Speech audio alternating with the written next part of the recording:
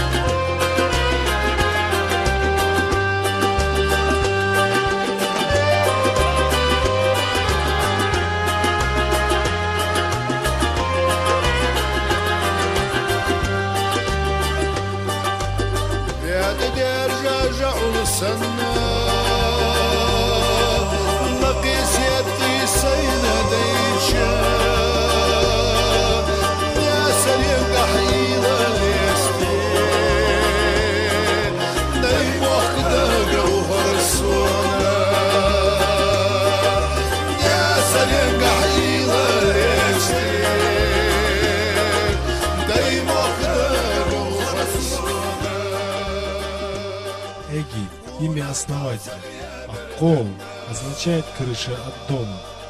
Селение названо именем основателя. Долина реки Асса являлась центром расселения ингушей. В преданиях указано, что в древности жил человек по имени Га. У него было 3 сына – Эги, Хамхи и Таргим. Умирая, отец наказал своим сыновьям: «Ты, Эги, поселись в том ауле, где жил я, Эгикали. А ты, Хамхи, поселись рядом и образуй новый аул. То же сделай и ты, Таргим». Вот так в горной Ингушетии появились 3 древнейших аула – Эгикал, Таргим и Хамхи.